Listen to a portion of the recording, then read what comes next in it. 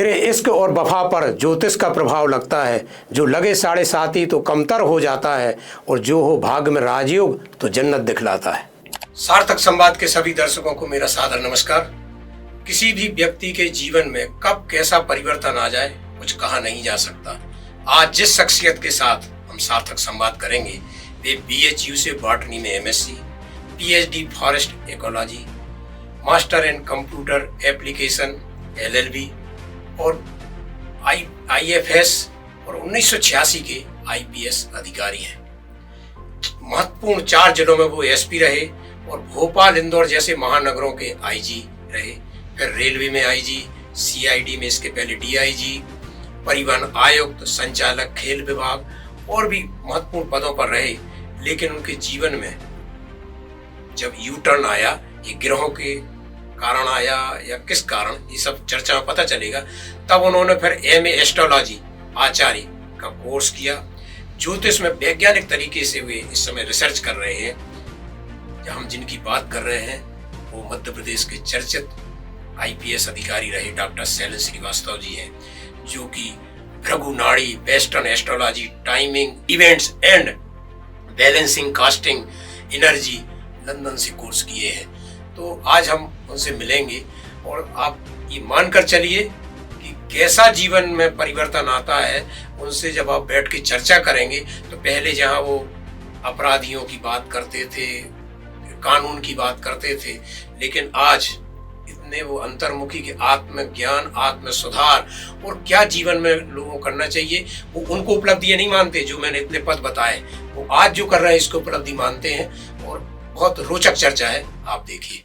वेद, शास्त्र, संत और यहाँ तक कि मोटिवेशनल स्पीकर सब कहते हैं कि वर्तमान में जियो, वर्तमान का आनंद लो। लेकिन कुछ आदमी जहाँ भूतकाल से सोचकर प्रसन्न होते या दुखी होते और कुछ भविष्य की चिंता को लेकर हमेशा परेशान रहते हैं, और फिर वो जाते हैं ज्योतिषियों के पास। और कई प्रकार की घटनाएं ज्योतिषियों की आपने सुनी होगी। लेकिन अब बहुत समय के साथ परिवर्तन आया है।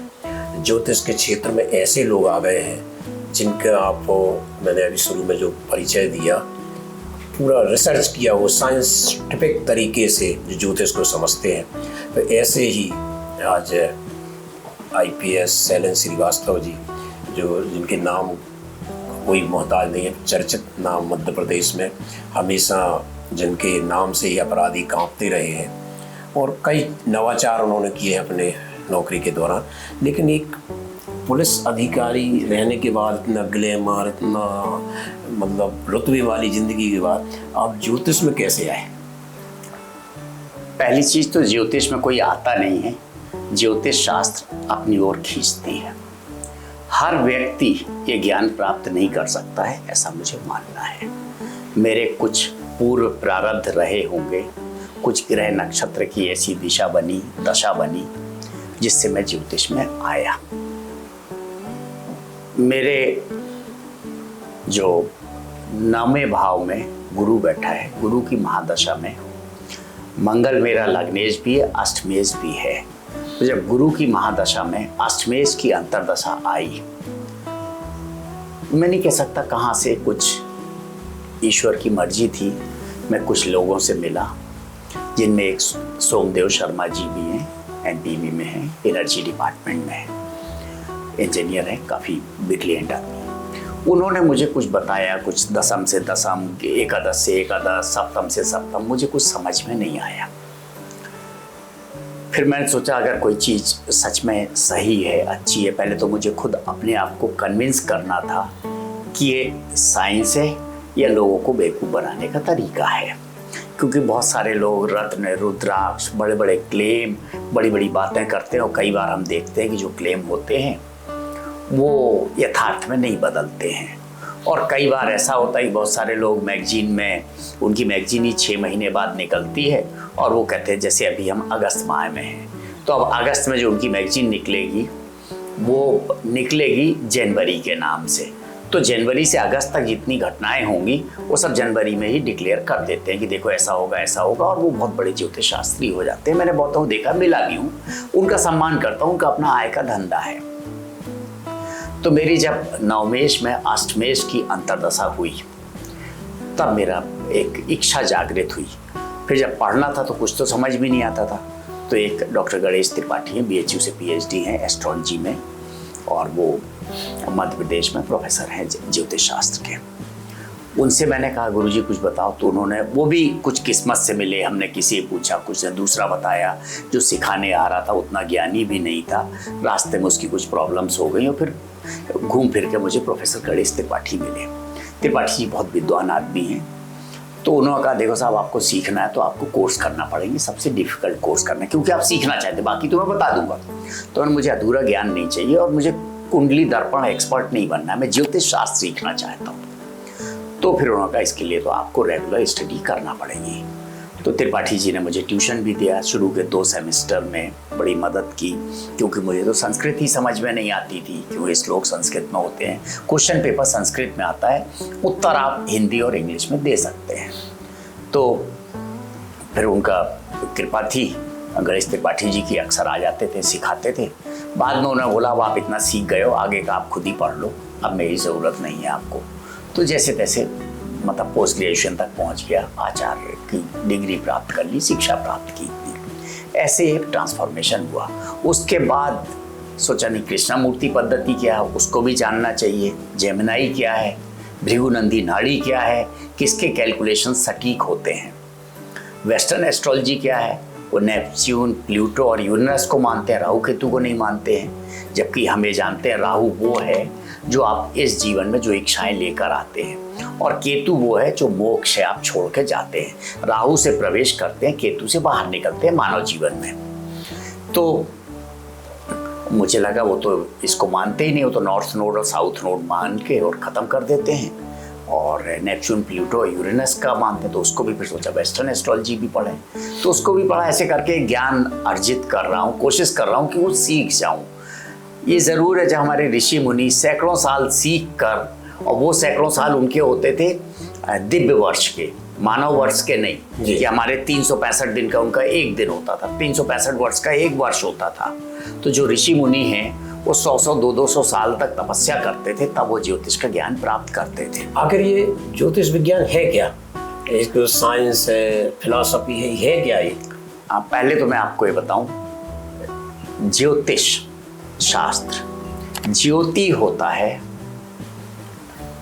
प्रकाश और ईश होता है ईश्वर। ईश्वर का प्रकाश ज्योतिष है, और इसका ज्ञान प्राप्त करना, ज्योतिष शास्त्र का ज्ञान प्राप्त करना है, बड़े सिंपल शब्दों में हम कहें। बाकी ये प्योर मैथमेटिक्स है।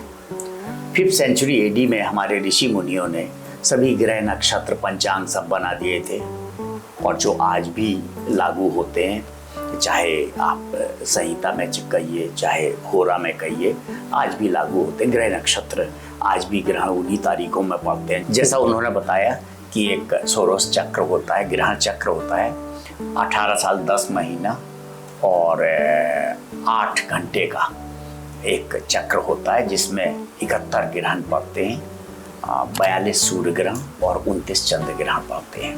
वो आज भी उन्हीं तारीखों में, उन्हीं स्थानों पर पड़ रहे हैं, जब ना रेडियो टेक्नोलॉजी थी, ना आपका कोई इंटरनेट था, ना कोई टेलीस्कोप थे, कुछ भी नहीं था, तब कर लिया था। तो ये प्योर मैथमेटिक्स है। उन्होंने पैरेलैक्स मेथड से और दूसरे मेथड से अपने खुद के इंडिजिनस इक्विपमेंट बनाए ज्योतिष शास्त्र के अध्ययन के, और सब कुछ कैलकुलेट कर दिया था, जो आज भी वैसा है। It's pure mathematics, it's pure science, इसमें कोई नहीं है। फिलोसॉफी इसलिए कि माइथोलॉजी से कनेक्टेड है, क्योंकि जो हमारे देवता हैं या देवता फील्ड्स हैं, एनर्जी फील्ड्स हैं, ये सब चीज़ें हैं, इनमें बहुत सारी चीज़ें माइथोलॉजी से रिलेटेड हैं। कि ब्रह्मा जी ने सृष्टि बनाई पूरी, ब्रह्मा जी ने केवल भारतवर्ष नहीं बनाया है, पूरी सृष्टि बनाई है। सूर्य और चंद्र पूरी दुनिया को प्रकाश देते हैं। जुपिटर सबके लिए है, सैटर्न सबके लिए है, मार्स सबके लिए है, मर्क्यूरी सबके लिए है।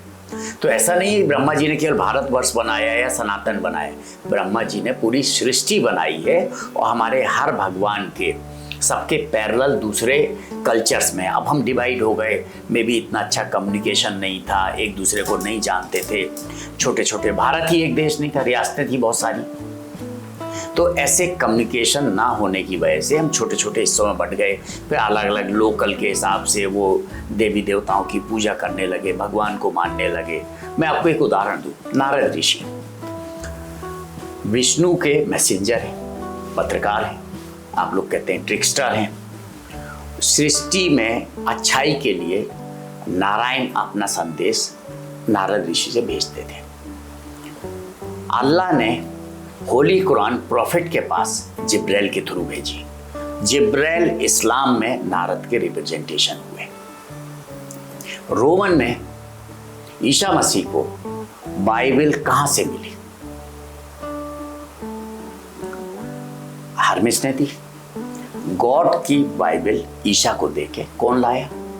वो भी नारद के पैरेलल है। ग्रीक में मर्क्यूरियस, गॉड का मैसेज मॉर्टल्स तक पहुंचा। नॉर्से में जो अपने स्कैंडिनेवियन कंट्रीज हैं उनमें लूकास नाम का था, वो भी डिवाइन मैसेज को मॉर्टल्स तक पहुंचाया। चाइनीज में मंकी गॉड, अमेरिकन में द नेटिव फूल। ऐसे बहुत सारे पैरेलल्स हैं, सब भगवान के। वीनस का है, हम कहते हैं भृगु ऋषि के पुत्र हैं, काव्य माता के उनकी माँ हैं। अगर आप रोमन में देखें, वेस्टर्न में देखें, तो यूरेनस गॉड ऑफ स्काई था। उसका बेटा क्रोनस था, उसको लगा अपना राजपाट देगा नहीं, मरेगा नहीं, तो उसने कैस्ट्रेट करके उसको समुद्र में फेंक दिया। समुद्र के किनारे गॉडेस ऑफ सीजन उरी वो स्नान कर रही थी। उन्होंने उनके लिंग का ग्रहण किया और उनसे वीनस पैदा हुआ। Venus is a planet of wealth and romance. Shukra is a planet of wealth and romance. मतलब शुक्राचार्य और वीनस पैरेलल है।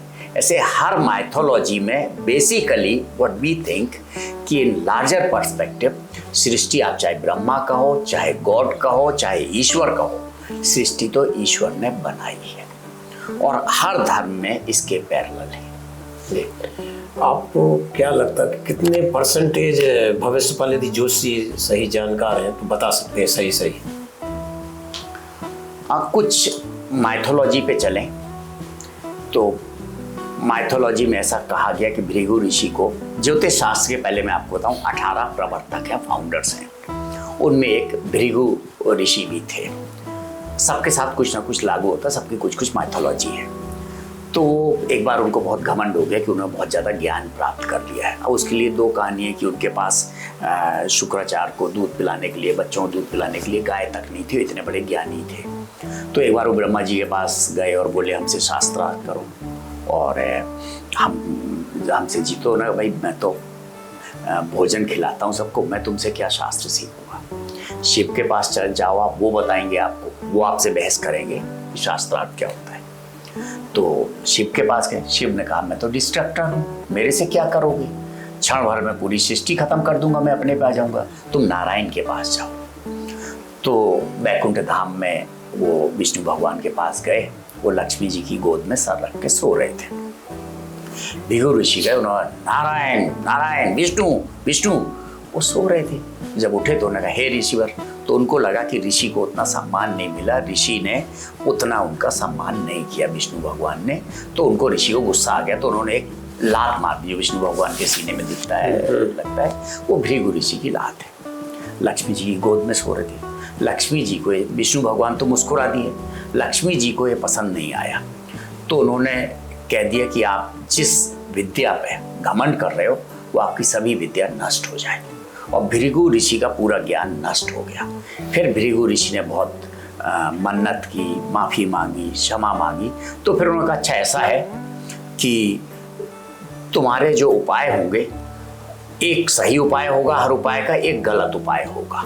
अब ये उसके ऊपर होगा जो ज्ञान देगा कि सही उपाय देगा या गलत देगा। गलत देगा तो सामने वाला खत्म हो जाएगा, अच्छा देगा तो उसकी समस्या दूर हो जाएगी। तो उन्होंने इनके द्वारा किए हुए कृत्य को, भृगु ऋषि ने जो विष्णु भगवान को लात मारी थी, जो उन्होंने श्राप दिया था, उसको डाइल्यूट कर दिया। लाल किताब में कहते हैं, बहुत सारे लोग कहते हैं लाल किताब के बारे में बहुत सारी कहानियां हैं। कोई कहता रावण ने अपने खून से लिखी थी, कोई कहता उर्दू में है, थी उर्दू में। लेकिन मैं आपको बताऊँ पंजाब, हरियाणा, उत्तर प्रदेश, उर्दू, मेरे फादर भी उर्दू में ही लिखते थे। आप बुंदेलखंडी, बुंदेलखंड में हम लोग उर्दू ही लिखते थे, उर्दू सीखते भी थे। तो उर्दू में होना कोई ये नहीं होता कि इसका ओरिजिन इस्लाम है। और उसमें फिर टेम्पल जाने की बात करते हैं, तो इसका मतलब अरबिक ओरिजिन मैं नहीं मानता। ये कि कुछ लोग कहते रावण ने अपने खून से लिखी थी, और जब रावण की डेथ हुई तो राक्षसों ने यहाँ वहाँ फेंक दी, और उसके बाद वो लोग उठा लाए और उसको फिर कंपाइल करके, और एक पंडित जी थे जलंधर के पास के, उन्होंने उसको लाल किताब में पहली बार शायद 1943 में या 1931 में पब्लिश किया। 1952 में उसका आखिरी एडिशन आया। और उनके यहाँ भी कहते कि जैसे जैसे वो किताब लिख रहे थे वैसे वैसे उनके घर में एक एक अर्थी निकलती थी। किताब पूरे होने तक उनके घर में बहुत सारी डेथ्स हुई थी। लोग उपाय मानते भी हैं। तो फिर मैं सत्यता के बारे में बताऊं कि ज्योतिष में कृष्णमूर्ति जी, जिसको मैं समझता हूं 20th सेंचुरी के ग्रेटेस्ट एस्ट्रोलॉजर में उनको मानता हूं। उन्होंने एक दिन देखा कि चंद्रमा हस्ता नक्षत्र में ट्रेवल कर रहा है उनका 11th हाउस में। 11th हाउस ऑफ गेन होता है, और हस्ता नक्षत्र में चंद्रमा बहुत शुभ फल देता है, अपना खुद का होता है। तो हाउस ऑफ गेन में चंद्रमा था, तो उन्होंने सोचा आज तो मेरा गेन का दिन है। बहुत बड़े ज्योतिष शास्त्री थे वो, और वैदिक ज्योतिष के बहुत बड़े ज्ञाता थे। तो उन्होंने सोचा रेस कोर्स में हम कुछ पैसा लगा देते, आज तो गेन होगा। उन्होंने 1 बार, 2 बार, 3 बार, 4 बार पैसा लगाया। हर बार वो हार गए। पूरी प्रोबेबिलिटी साथ में जीतने वाले घोड़े पे लगाया, फिर जो जीता उस पे लगाया, फिर नए पे लगाया, लेकिन हर बार वो हार गए। 400 रुपये हार गए। तो बड़े दुखी हुए, बोले ज्योतिष शास्त्र का मेरा पूरा ज्ञान गलत है, ये ऐसा नहीं हो सकता है, बेकार है ज्योतिष शास्त्र, ये कोई भविष्य नहीं बताती है। जब वो अपने घर गए तो देखा एक अननोन सोर्स से उनकी वाइफ ने दिया एक गिफ्ट आया जिसकी कीमत 1000 रुपये है। तो वो चकरा गए कि इसी चंद्रमा ने मुझे लॉस दिया, इसी ने मुझे गेन दिया। तो उन्होंने फिर सूक्ष्म रिसर्च की और उन्हें सब लॉर्ड थ्योरी, उप नक्षत्र थ्योरी वो लेकर आए। और विंशोत्तरी दशा 120 साल की होती है, उसी के रेशियो में उन्होंने सब जो ग्रह हैं उनको उसी रेशियो में बांटा। उनके टाइमिंग को 2 घंटे की अगर लग्न है तो उस लग्न में कौन कौन से आ रहे हैं नक्षत्र, अगर 13 डिग्री 20 मिनट का है तो उसको उन्होंने डिवाइड किया कि 52 मिनट है, 52 मिनट को डिवाइड करो विंशोत्तरी दशा के हिसाब से। 9 प्लैनेट में राहु केतु वैसे तो छाया ग्रह हैं, लेकिन ज्योतिष में हम चंद्रमा उपग्रह है, वैसे तो सैटेलाइट है लेकिन पृथ्वी का, लेकिन अपन जो है वो मानते हैं कि ये जो 9 प्लैनेट ज्योतिष शास्त्र के हिसाब से हैं। तो उनके हिसाब से विंशोत्तरी दशा के हिसाब से उनको डिवाइड किया। उन्होंने ज्योतिष मतलब विंशोत्तरी माननीय कृष्णमूर्ति जी ने विंशोत्तरी दशा के हिसाब से 9 प्लैनेट्स का पीरियड 52 मिनट में डिवाइड किया, और फिर उससे उन्होंने कैलकुलेशंस किए तो मालूम पड़ा कि जिस समय चंद्रमा राहु के उप नक्षत्र में था तब उन्हें लॉस हो रहा था। उसके बाद जब जुपिटर के नक्षत्र में आए तो गेन हुआ। यदि गणना सही हो तो भविष्य फल सही बताया जा सकता है। हाँ, ये 100% प्योर मैथमेटिक्स है। दुर्भाग्य है कि हमें आती नहीं है।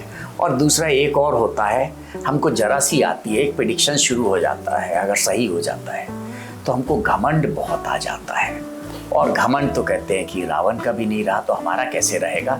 तो सृष्टि हमारे ज्ञान को नष्ट कर देती है, कंबस्ट कर देती है। उसके बाद के हमारे सब प्रेडिक्शन खराब होने लगते हैं। भाग और कर्म पे बहुत बहस चलती है। कई ज्योतिष बताते हैं कि आपके प्रारब्ध में ये गड़बड़ है, यदि ये उपाय कर लो, ये पूजा पाठ कर लो, ये जप करा लो तो ठीक हो जाएगी। तो प्रारब्ध के संचित कर्म क्या इन उपायों से ठीक हो सकते हैं? पहले कर्म पे आए जी। कर्म क्या होते हैं? 3 तरह के होते हैं जी। एक संचित, मतलब जो पिछले 100 सालों से 200 सालों से आपके जो जिस योनि में आपने जन्म लिया हो, क्या काम किया, संचित काम। दूसरे प्रारब्ध, पिछले जन्म के। और तीसरे सतत, जो वर्तमान के कर्तव्य हैं। तीनों कर्तव्यों के बारे में मैं आपको बताऊंगा और आपको मैं वापस ले चलूंगा महाभारत में जी। भीष्म पितामह सैया पे लेटे हुए हैं और बहुत कष्ट में हैं। 58 दिन तक उनको एक कष्ट मिला था। तो कृष्ण भगवान उनसे मिलने जाते हैं तो वो पूछते हैं, हे कान्हा, मैंने ऐसा कौन सा पाप किया जिसका मुझे इतना बड़ा कष्ट मिल रहा है? मैं तो सबका अच्छा किया है, धर्म को निभाया है। तो उन्होंने कहा पुराना सोचो। मैंने 100 जन्मों तक का तो सोच लिया है, मुझे कुछ भी ऐसा याद नहीं पड़ता है कि मैंने कोई पाप किया हो, इतना बड़ा पाप किया हो जिससे मुझे इतना ज्यादा कष्ट मिले। तो ना एक और सोचो। तो उन्होंने पिछला 101वां जन्म सोचा, तो उन्होंने देखा वो शिकारी हैं, जंगल में लेटे हुए हैं, वो एक हिरनी है जो जा रही, तो उन्होंने तीर मारा। हिरनी कहाँ गई उनको नहीं मालूम, उनको नींद लगी, वो सो गए। वो हिरनी कांटों के ऊपर गिरी और वो प्रेग्नेंट थी, और 58 दिन बाद उसको मोक्ष मिला हिरनी को। और 58 दिन तक वो श्राप देती रही कि हे ईश्वर, हे नारायण, जिसने मुझे इतना कष्ट दिया है उसको भी इतने कष्ट दो। भीष्म पितामह विद्वान आदमी थे, तुरंत उन्होंने अगला प्रश्न दाग दिया, तो फिर इस जन्म में क्यों, ये पिछले 100 जन्म हुए उनमें मुझे कष्ट क्यों नहीं फलित हुआ, तो क्यों नहीं उस हमें मिला। तो श्री कृष्ण ने कहा देखो, उन जन्मों में आपका पाप और पुण्य बराबर था, इसलिए आपको कष्ट नहीं। इस जन्म में क्योंकि एक तो आप गलत का साथ दिया जी, भले ही आप उसको अपना धर्म मानते हो लेकिन गलत था। दूसरा, आपने पुत्र वधू का चीर हरण देखा और शांत बैठे रहे, रोते रहे। अपराध को सहना उतना ही बड़ा अपराध है जितना अपराध को करना, इसलिए आपको ये इस जन्म में फलित हुआ है। दूसरा उदाहरण देता हूं, स्वामी रामकृष्ण परमहंस जी माँ दुर्गा को अपने हाथ से भोजन कराते थे। राजा को शक हुआ, कोई ने शिकायत की, वो तो खुद खा जाता है, आपको बेवकूफ बनाता, तो उन्होंने अपने स्पाई लगा के दिखाया, तो सच में उनका हाथ उठ के ऐसे जाता था, देवी खुद हाथ बढ़ाए खाना खाते थे। आपको मालूम होगा रामकृष्ण परमहंस की डेथ कैंसर से हुई। बिल्कुल। और विवेकानंद जी का एक बार साक्षात्कार डायरेक्ट महादेवी से हुआ, तो विवेकानंद जी ने कहा कि देखो वो आपका इतना बड़ा भक्त है, ये मैं नहीं कह रहा हूँ, ये बायोग्राफीज लिखी है शास्त्रों में है। तो विवेकानंद जी ने उनसे कहा कि देवी से कि देखो आपका इतना बड़ा भक्त है और इतने कष्ट में आप क्यों उसको आराम नहीं दे रही, क्यों ठीक नहीं कर रही है। देवी ने एक प्रश्न पूछा, तुम ये बताओ उसके सभी संचित पाप इसी जन्म में काट दूं या आगे के लिए बचा के रखूं। तो विवेकानंद जी ने हाथ जोड़े और बोले उसको और कष्ट दो, और कष्ट दो, जिससे उसका भविष्य में अगले जन्म में उनको कोई कष्ट ना मिले। तो ये है संचित, प्रारब्ध और वर्तमान सतत कार्यों का। ये भोगने पड़ते हैं आदमी को। आप यदि उस समय आपको ये ज्ञान के प्रति जिज्ञासा बढ़ती, खैर आपने बताया कि ये तो ग्रहों के कारण अब आए, तो क्या उस समय आपको अपराधी को पकड़ने, अपराध की विवेचना करने में क्या मदद मिलती है ज्योतिष शास्त्र की? उस समय तो आप पैटर्न रीड करते थे और भी जो चीज़ें थी उसके आधार पर, लेकिन क्या इससे मदद मिलती उस समय जब आप एक दबंग पुलिस अफसर के रूप में प्रदेश में पहचान रखते थे? दबंग तो क्या अपना काम करते थे, जो हमारे साथ में टीम होती थी वो, उसको मेरे ऊपर बहुत विश्वास होता था कि कुछ गलत हो जाए, क्यों काम करने में गलतियां भी होती, तो उनको ये लगता था कि हम गलती करेंगे तो कोई बचाने वाला है, इसलिए वो लोग अच्छा काम करते थे। मेरे साथ जितने लोगों ने काम किया अच्छी टीम रही हमेशा। अब मेरे को जरूर लगता है ऐसा ज्योतिष शास्त्र में है कि चोरी हुई तो किस दिशा में हुई है, मिलेगी नहीं मिलेगी। मैं आपको इंदौर का एक उदाहरण दूं कि अपने भय्यू महाराज थे, तो उन्होंने एक किडनैपिंग भी दाऊद ग्रुप ने की थी, नागौरी बच्चा था उसकी किडनैपिंग की थी। तो हम लोग तो अपना काम कर रहे थे, लेकिन ये लोग भय्यू महाराज के पास भी गए कि महाराज जी कुछ उपाय बताओ कि जिससे हमारा बच्चा जीवित मिल जाए, क्योंकि उम्मीद कम थी। तब तक मालूम पड़ गया था कि दाऊद ग्रुप ने किडनैपिंग की है। तो उन्होंने बताया कि उसके वजन के बराबर पत्थर जिस अलमीरा में कपड़े रखे हैं उसके नीचे इसको रखो और अलमीरा को उसके ऊपर रख दो, तो उसकी जान बच जाएगी। खोजा तो पुलिस ने, निकाला तो पुलिस ने, लेकिन क्रेडिट तो भय्यू महाराज को भी गई। तो कहते हैं ना, आपकी कृपा से सब काम हो रहे हैं, करते हो कान आप काना, नाम मेरा हो रहा है। तो भय्यू महाराज का नाम हुआ कि भाई देखो उन्होंने इतना किया और हुए। तो कुछ इस तरीके की चीज़ें होती हैं, कुछ करिश्मा होते हैं।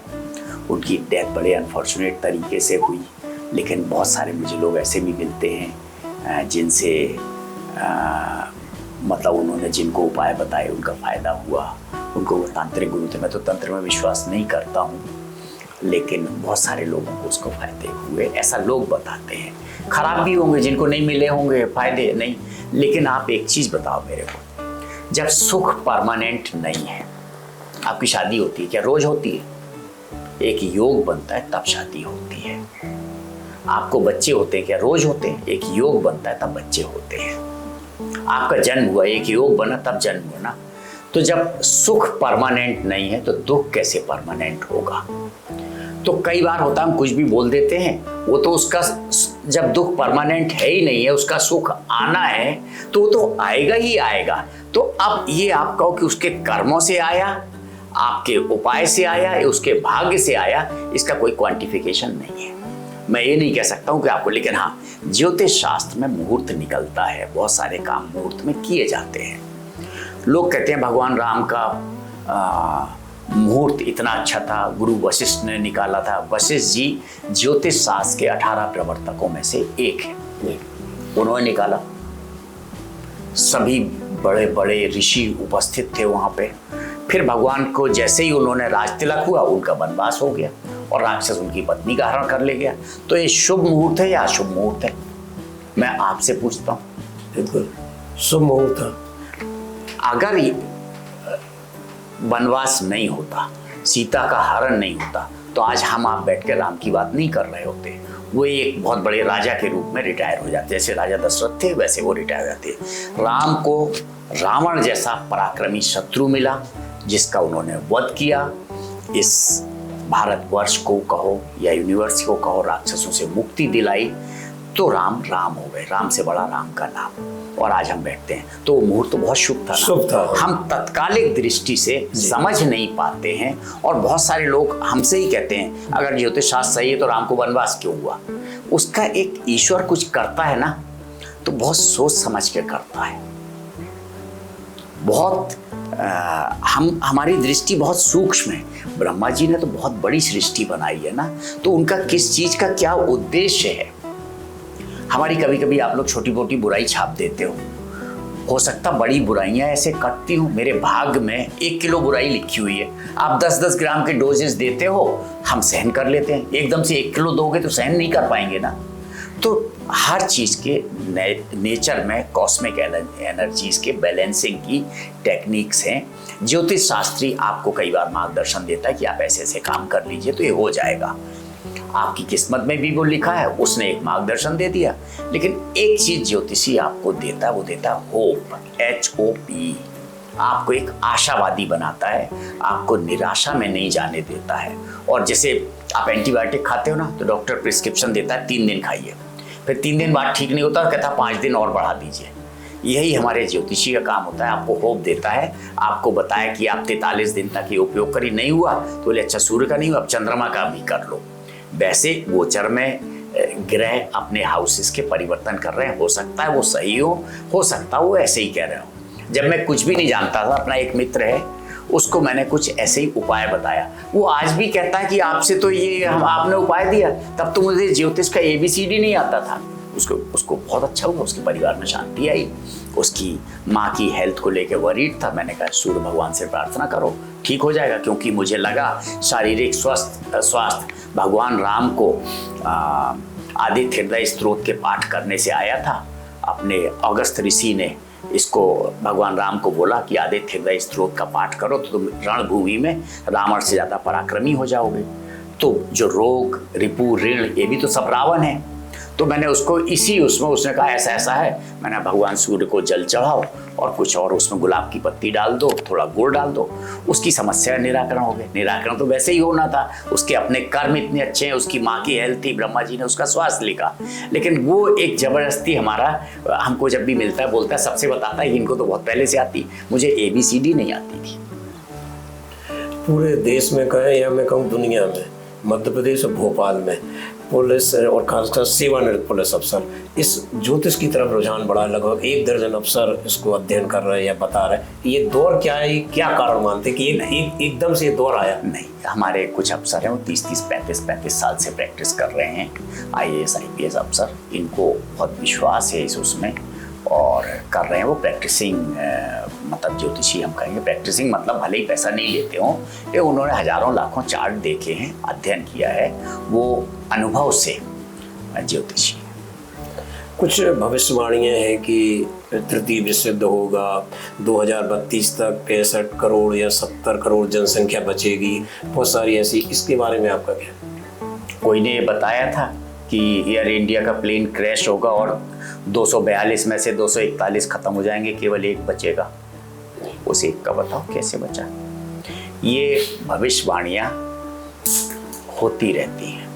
हमने कुछ साल पहले मिलीनियम में सुना था कि पता नहीं किसका था कि वो एक काल्की के अवतार के रूप में आएगा, पूरी सृष्टि खत्म हो जाएगी, कुछ था नॉस्ट्राडामस, उसकी फिलोसफी आई थी। फिर कुछ दिन पहले अभी था कि 29 तारीख को वो 6 प्लैनेट और मीन राशि में आ गए हैं और अब तो बहुत ही सबको कष्ट होगा, शनि भगवान का मीन राशि में प्रवेश। पहली चीज़ तो नक्षत्रीय परिवर्तन नहीं हो रहा था।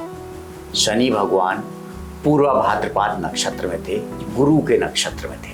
गुरु के नक्षत्र में सब वैसे ही शांत हो जाते हैं और शनि भगवान भी गुरु की तो इज्जत करते हैं। गुरु एक ऐसा प्लैनेट है जिसका कोई दुश्मन नहीं है। शुक्राचार्य भी गुरु का सम्मान करते थे। तो जब गुरु के नक्षत्र में हैं, पहले तो सब अलग अलग नक्षत्र में थे, केवल राहु और जो 3-4 डिग्री पे था और सैटर्न मीन राशि में प्रवेश किया था। यानी पूर्व भाद्रपद नक्षत्र के चौथे चरण में शनि भगवान यहाँ से, क्योंकि इसके पहले कुंभ राशि होती है, 3 चरण उसमें निकल गए थे पूर्व भाद्रपद नक्षत्र के। तो जब गुरु के नक्षत्र से गुरु के ही नक्षत्र में जा रहे तो नक्षत्र परिवर्तन तो नहीं हुआ। फिर गुरु के नक्षत्र में गुरु के पास तो राहु भी आके शांत हो जाता है। गुरु चंडाल योग जरूर लोग कहते हैं, उसका अलग है, कभी विस्तृत में आप पूछेंगे तो मैं बताऊंगा। लेकिन गुरु के पास तो सब शांत हो जाए, कहते हैं ना डिवाइन ग्रेस है। आपका सब कुछ खराब है लेकिन एक गुरु की दृष्टि पड़ जाए, 5वीं और 9वीं दृष्टि, तो आपके सभी पाप धुल जाते हैं, सभी ग्रह पॉजिटिव फल देने लगते हैं। इसलिए ज्योतिष शास्त्र में, खासतौर से पराशरी ज्योतिष में, हर जगह गुरु की दृष्टि को सबसे ज़्यादा महत्व दिया। ऐसा नहीं है, शनि को भी विशेष दृष्टि दी है, मंगल को भी दी है, लेकिन गुरु की दृष्टि डिवाइन ग्रेस होती है, ब्लेसिंग्स होती हैं, डिवाइन ब्लेसिंग्स होती हैं। आप कहीं भी हो गए ऐसे उठा के आपको ईश्वर उठा ले जाता है। दिस इज गुरु। तो गुरु के नक्षत्र में शनि और राहु तो वैसे ही खराब नहीं हो सकते थे। उसके बाद शुक्र थोड़े आगे थे, उसके बाद चंद्रमा तो 2.25 दिन में निकल जाता है, सूर्य भी अगले नक्षत्र, दोनों का भी नक्षत्र एक में आए ही नहीं। तो ऐसे लोग कहते हैं, अपने हो सकता है उनका ज्ञान सही हो, मेरा ज्ञान कम है, मैं तो सीख रहा हूँ, दे आर ऑल प्रोफेशनल्स, उनकी भविष्यवाणियाँ सही भी हुई होगी, लेकिन मेरे पास इसका रीजनिंग नहीं है। आपको क्या लगता है कि एक आदमी सब भविष्य के प्रति चिंतित रहते हैं कि कैसा वर्तमान में जीवन जिए, कौन से सद्गुण अपनाए, क्या कर्म करे, जिससे एक निश्चिंता बढ़े कि यदि प्रारब्ध से कुछ कष्ट भी होंगे तो वो आसानी से निकल जाएंगे? क्या जीवन दिनचर्या हो, कैसा एक अंदर से व्यक्ति कैसा हो? ज्योतिष शास्त्र में मेरा ऐसा मानना है, उपाय नाम की कोई चीज़ नहीं है। लोग करते फायदा होता है, ये मैं कहता हूँ, लेकिन मैंने जैसे बताया सुख परमानेंट नहीं है तो दुख कैसे परमानेंट होगा? It has to go. So मेरा ये मानना है कि आपका एक हॉरोस्कोप है, उसमें 12 घर हैं और 9 प्लैनेट हैं पूरा इसी पे, और 27 नक्षत्र हैं। राशि तो बेबीलोन से और यमन से बाद में आई है। हमारी ज्योतिष तो नक्षत्र ज्योतिष थी, प्लैनेट, हाउसेस एंड नक्षत्र, इस पे हमारी ज्योतिष थी। सभी ग्रह आपको कुछ ना कुछ देने के लिए आए हैं, सभी हाउसेस पॉजिटिव है, कोई नेगेटिव नहीं है। हम उसका उपयोग कैसे करते हैं वो होता है हाउस एडॉप्ट करना, हाउस को ट्रीट करना, प्लैनेट को ट्रीट करना, और ये होता है कार्मिक उपाय। पहला घर आपका स्वयं का है। आप अगर अच्छी एक्सरसाइज करते हो तो आपका लग्न मजबूत हो जाएगा, आपको आयु मिलेगा। आप अध्यात्म करते हो, आप चिंतन करते हो, सोचते अच्छा हो तो आपका पहला घर ठीक हो जाएगा। दूसरा कुटुंब का घर है, वाणी का है, आप मधुर वाणी करते हो, दूसरा घर हो जाएगा। आपकी वाणी अच्छी है, कुटुंब अच्छा है, धन का भाव है, धन अपने आप आ जाए। तीसरा छोटे भाई बहन का है। ऐसे हर घर की अपनी अपनी ड्यूटी है। सूर्य स्टेटस का है, सूर्य आपके पराक्रम का है, राज्य का है, सूर्य आपको प्रतिष्ठा देता है। मंगल वैसे पराक्रम से जोड़ते हैं, लेकिन मंगल सूर्य का सेनापति है। सूर्य राजा है, चंद्रमा रानी है, बुध राजकुमार है और मंगल सेनापति है। अब आप कहोगे देव प्लेनेट होते हैं तो दानव प्लेनेट भी होते हैं। अरे बनाए तो ब्रह्मा जी ने है ना, कुछ सोच समझ के बनाए है ना। नारायण जब क्षण भर में रावण को खत्म कर सकते थे, उन्होंने क्यों युद्ध लड़ा? क्योंकि सृष्टि में संदेश देते हैं। और वो नारायण तो इसलिए राम के अवतार में आए थे कि नारद ऋषि ने उनको श्राप दिया था। जब वो नारद ऋषि महामोहिनी से स्वयंवर करने जा रहे थे तो विष्णु भगवान के पास पहुंचे, उनसे बोले मुझे बहुत सुंदर बना दो, बहुत हैंडसम बना दो, जिससे महामोहिनी मेरे अलावा किसी पे वरमाला ना डाले। जब वो वहां पहुंचे स्वयंवर में तो बंदर की शक्ल बनी, तो सब उनको देख देख के हंस रहे थे। उनको लगा मुझे तो विष्णु बना है, क्यों हंस रहे हैं? तो जाके दुखी होकर समुद्र के किनारे बैठ गए। उन्होंने समुद्र में देखा तो एक बंदर बैठा हुआ था छाया में। तब उनको लगाएगा, तो उन्होंने विष्णु भगवान से बहुत नाराज हो गए। तो उन्होंने श्राप दिया कि तुम भी अपने प्यार के वियोग में तड़पोगे और बंदर ही तुम्हारी मदद करेंगे, तब तुम्हारा उद्धार होगा। इसलिए भगवान राम का अवतार विष्णु भगवान ने लिया। अच्छा, ये बात आई थोड़ी सी, ये श्राप बहुत जल्दी जो अपन पढ़ते हैं बहुत जल्दी श्राप देते थे और बड़ी कठिन श्राप देते थे। तो ये जो क्षमा वाला गुण था क्या उस समय नहीं था क्या? क्यों नहीं था? तो छोटी छोटी बात पे चंद्रमा को दक्ष प्रजापति ने, हमारे जो 27 नक्षत्र कहते दक्ष प्रजापति की जो 54 कन्याएं थी उनमें से 27 का विवाह उन्होंने चंद्रमा से किया था।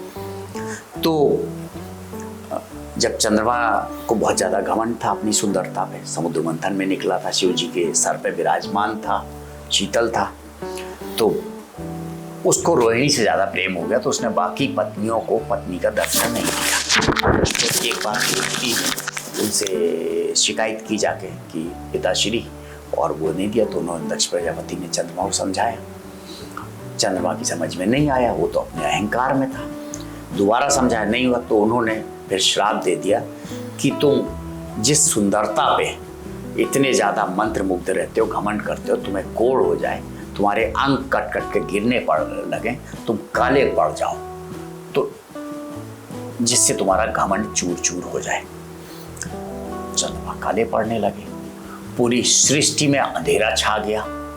चंद्रमा तो पूर्णमासी थी, तो सब देवताओं को लगा जब अंधेरा होता है तो राक्षस हावी हो जाते हैं, देवताओं को पकड़ पकड़ के मारने लगे। अंधकार राक्षसों का प्रतीक है और प्रकाश देवताओं का है। तो सब ब्रह्मा जी के पास गए कि भाई अब आप दक्ष प्रजापति के श्राप से आप ही बताओ, आपका पुत्र है। तो उन्होंने कहा कि भाई मैं नहीं बता पाऊंगा, आप शिव के पास जाइए। तो फिर उसने, सब देवताओं ने कहा शिव की आराधना करो, ऐसे थोड़े हो सकता है। तो उन्होंने सोमनाथ में जाके और एक सेंट का शिवलिंग बनाया और चंद्रमा ने उससे प्रार्थना की। भगवान शिव प्रसन्न हुए और वो आए तो उन्होंने बोला बताओ ना इस कष्ट से मुक्ति दिलाओ।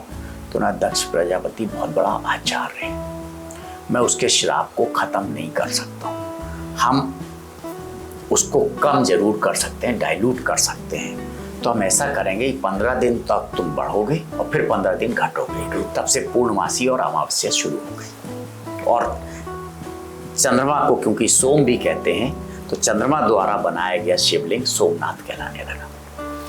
एक जो रहता है कि छोटे से कष्ट हुए आदमी के जीवन में वो भगवान के पास जाता है, लेकिन आप भगवान कृष्ण का देखें कि जेल में जन्म हुआ, मामा पहले ही से मारने के लिए घूम रहा था, कितनी जीवन में कष्ट आए। भगवान राम सुबह राज तिलक था, 14 वर्ष का वनवास हो गया। तो लोग ये कहानियाँ जानते हैं, लेकिन फिर भी वो आत्मसात नहीं कर पाते, छोटे छोटे कष्टों परेशान होते। और आजकल अवसाद की स्थिति बढ़ रही है, तो अवसाद में जाते हैं या फिर नशे की गिरफ्त में जाते हैं। ज्ञान की कमी है, मैं आपको बताऊं, क्योंकि ऐसा कोई भी महापुरुष नहीं हुआ है जिसको कष्ट ना हुआ हो। और भगवान ने सृष्टि में आके यही उदाहरण दिया। भगवान शिव ने चंद्रमा का पाप तो कम किया, श्राप कम किया, लेकिन उससे एक चीज़ ये भी कही कि सृष्टि को मालूम होना चाहिए कि एक तो पहली चीज़ कोई परमानेंट नहीं है, एवरीथिंग इज ट्रांजिटिंग, तुम्हारी सुंदरता परमानेंट नहीं है। दूसरा, किसी को घमंड नहीं करना चाहिए। हमें ये समझना चाहिए कि कोई भी चीज़ परमानेंट नहीं है। अगर कष्ट आ रहा है तो अच्छा होगा, और कोई भी व्यक्ति बिना कष्ट के अच्छा नहीं बना है।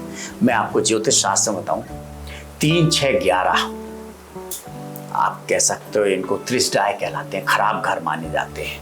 मैं तो कहता हूँ ये सबसे अच्छे घर है। जो व्यक्ति कष्टों से गुजरता है, कठिन विपरीत परिस्थितियों से गुजरता है, वो अधिक मजबूत होता है। तीसरा घर मेहनत का है, पराक्रम का है, और इस घर का कारक मंगल ग्रह है। अब ऐसे तो कहते हैं त्रिष्टाय है, 3, 6, 11 खराब है, लेकिन जो मेहनत का फल मिलता है ना, वो मीठा होता है, बड़े उससे मिलता है।